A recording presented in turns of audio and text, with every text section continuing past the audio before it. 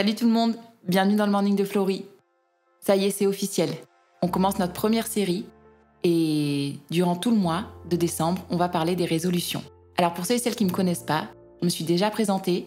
Si vous n'avez pas écouté l'épisode pilote qu'on a fait, l'épisode 0, je vous invite à aller le réécouter avant d'enchaîner sur ce qui arrive maintenant.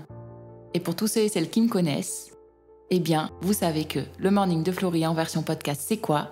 C'est commencer sa semaine avec un coup de boost pour nous faire réfléchir et grandir sur nos relations et sur notre organisation. Ensemble, on va réveiller notre conscience. Ensemble, on va réveiller notre vrai nous. Alors, pour la première thématique du podcast, je voulais vous parler des résolutions. Et comme on rentre dans la période de Noël et la période de fin d'année, et qu'on est au mois de décembre, il n'y a pas mieux comme thématique des résolutions pour terminer l'année 2022 et commencer l'année 2023. Vous allez voir, cette thématique des résolutions, je voulais découper en plusieurs épisodes. Et aujourd'hui, le premier épisode, ça va être « Pourquoi est-ce qu'on prend tous les ans de bonnes résolutions ?»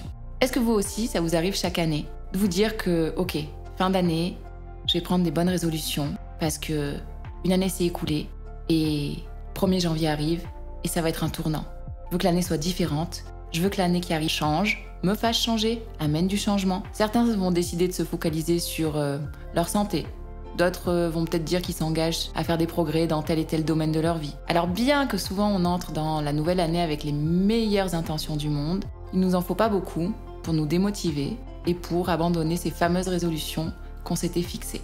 J'ai creusé un peu le sujet pour vous et je suis allée voir ce que disaient les études, ce que disaient les sondages sur les dernières années à propos des résolutions des Français. Donc les sondages Ipsos que j'ai récupérés sont sur les années 2020 et 2021 et voilà ce qu'il en ressort. En France, en janvier 2020, plus de 79% des Français avaient commencé l'année avec de bonnes résolutions. Déjà, ça marque un temps fort. Ça veut dire que, en tant que Français, on aime les bonnes résolutions. En tant que Français, c'est quelque chose qui fait partie de notre culture et qui fait partie de qui on est. Si on découpe ce chiffre-là, on se rend compte que la répartition homme-femme est à peu près égale. 81% des femmes avaient pris des bonnes résolutions contre 78% des hommes.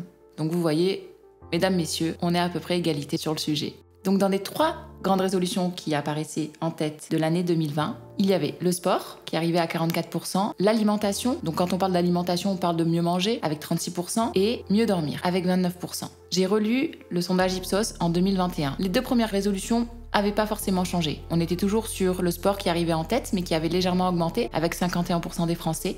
Sûrement que le confinement y a joué pour quelque chose, parce que je vous rappelle le contexte, on est quand même dans un contexte de pandémie entre guillemets. Et il faut savoir qu'on a été énormément limité, donc ça a du sens que 51% des Français aient envie de bouger plus, de faire du sport. La deuxième bonne résolution sur l'alimentation, on est toujours à 38%. Sur ça n'a pas vraiment changé. Mais par contre, la troisième a changé. À la place de mieux dormir, on a l'envie de faire plus de voyages et de s'échapper. Et ça, on comprend aussi avec le contexte de la pandémie et du fait qu'on ait été limité dans nos libertés. Enfin, en 4e position, arrive le sommeil. Vous voyez un peu le schéma ? Vous voyez un peu le tableau ? Moi, le premier constat que je fais quand j'écoute ça, quand je lis ça, c'est que je me rends compte que, mis à part les voyages, toutes les résolutions en général sont axées sur notre santé. Et ça m'interpelle. Parce que ça veut dire que tous les ans, on a envie de prendre soin de nous. On a envie de prendre soin de notre santé. Et en général, tous les ans, on va reprendre un peu les mêmes résolutions. Donc c'est quelque part, il y a quelque chose qui va pas. Quelque part, ça veut dire que pendant l'année, on s'oublie. Ou que du moins, on oublie ce qui est vraiment important. Et notre santé, comme on en a déjà parlé, comme on en parlera au fur et à mesure dans les épisodes qui viennent, surtout quand je vous parle d'habitude, c'est primordial.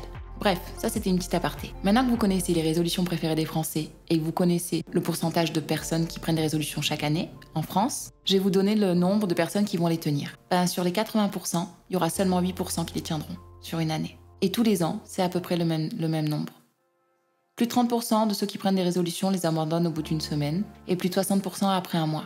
Alors selon vous, pourquoi est-ce qu'on prend des nouvelles résolutions chaque année ? Pourquoi est-ce qu'on les tient pas ?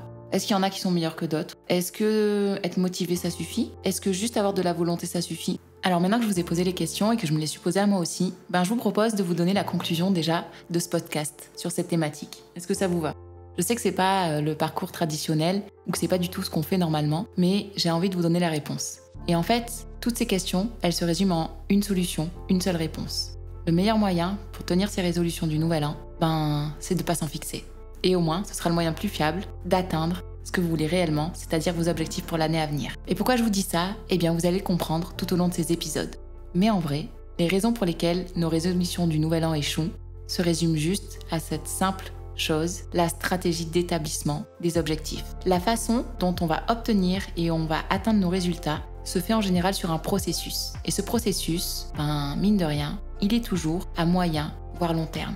Ce que je vous dis là, c'est hyper antinomique par rapport à la résolution. Pourquoi ? Parce qu'une résolution, c'est un concept de court terme. C'est un concept de une fois par an. Et c'est pour ça, en fait, que c'est hyper challengeant et qu'on ne les tient pas. Parce qu'on a besoin de changer d'état d'esprit sur ce que c'est vraiment une résolution. Et on a besoin d'installer, en fait, une nouvelle manière de penser qui va être que, non pas être sur un processus une fois, d'accord ? Un one-shot, comme disent les Anglais. On va être sur créer un changement durable tout au long de notre vie. Et donc, forcément, ça passe par un processus et ça passe par une durée. Donc, pour terminer sur cet épisode 1, je vous propose simplement de tenter de répondre à la première question. Pourquoi est-ce qu'on prend des résolutions chaque année ? Pourquoi est-ce que vous prenez des résolutions chaque année ? Je suis sûre que si vous étiez en face de moi, vous me diriez que vous aussi, ça vous arrive. Je suis sûre que si je vous demandais combien de fois vous les avez atteints, beaucoup d'entre vous me diraient jamais ou peu souvent. Et si je vous demandais quelles étaient-elles, alors je sais pas si c'est vraiment français, je pense qu'on aurait à peu près tous les mêmes. Pourquoi ? Parce que forcément, on a besoin, on a quelque chose en nous en tant qu'être humain, on a des attentes, on a des buts, on a des objectifs. Mais ça, je vous en parlerai dans l'épisode 2. Et au passage, ce que je vous ai pas dit encore, c'est que ce sujet des résolutions, on le traite dans la thématique du mois de janvier dans notre planeur Rewrite Your Story 2023. Donc si vous avez votre planeur, vous pouvez aller lire les thématiques sur les résolutions qui sont dans le mois de janvier et aussi dans le mois de février. Comme ça, vous prenez un peu d'avance et comme ça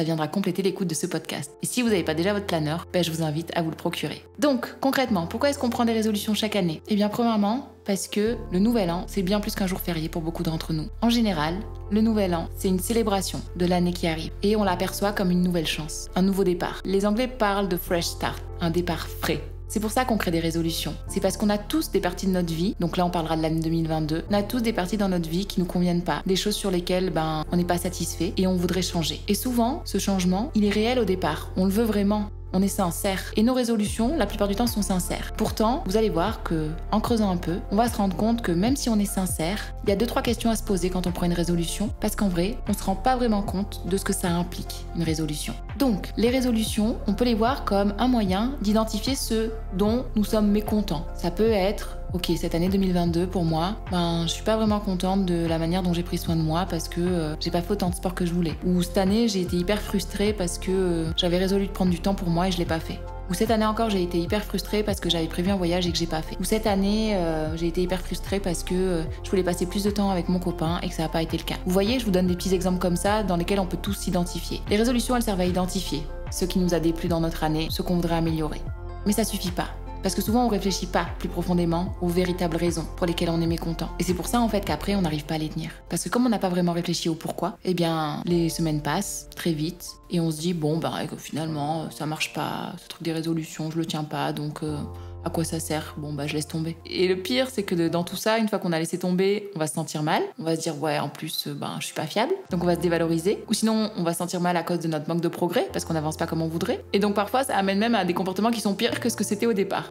Bref, vous l'aurez compris, c'est pas forcément évident. Et je vous lance la suite. Dans l'épisode 2, on va parler de pourquoi les résolutions du Nouvel An échouent. Quelle est la nature d'une résolution ? Comment est-ce qu'on prend des bonnes résolutions ? Comment est-ce qu'on va creuser dans nos résolutions pour savoir vraiment ce qu'elles veulent dire ? Qu'est-ce qui est en jeu vraiment dans nos résolutions. Bref, si ce sujet vous intéresse, je vais vous inviter à nous retrouver dans l'épisode 2 de la semaine prochaine qui s'intitulera « Pourquoi les résolutions du Nouvel An échouent ?» Ce qu'elles veulent dire, qu'est-ce qui est en jeu vraiment dans nos résolutions. En attendant, je vous souhaite une super journée, une bonne semaine et puis moi je vous dis à bientôt. Et voilà, ce premier épisode sur la thématique des résolutions se termine. Merci de m'avoir écouté. Si cela vous a plu, dites-le moi en mettant un 5 étoiles et un commentaire sur l'application iTunes.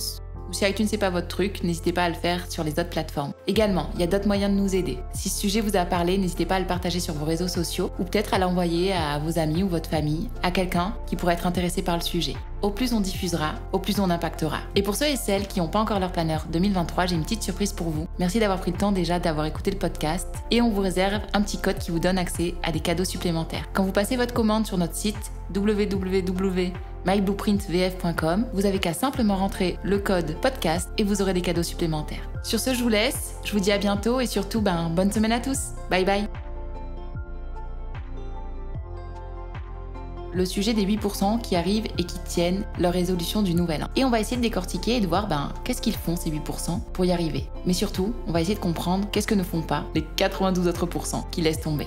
Il y a 3 choses à savoir, 3 choses qui sont importantes. Et c'est ce que j'aimerais que vous reteniez de ce podcast. Pourquoi est-ce que nos résolutions du nouvel an échouent ? Pour 3 raisons en général. Premièrement, parce qu'on va être à la recherche de nouvelles expériences. Et c'est tout. Deuxièmement, parce qu'on n'est pas prêt à réellement s'impliquer et parce qu'on n'a pas vraiment réfléchi à ce que surtout ça allait impliquer dans notre vie.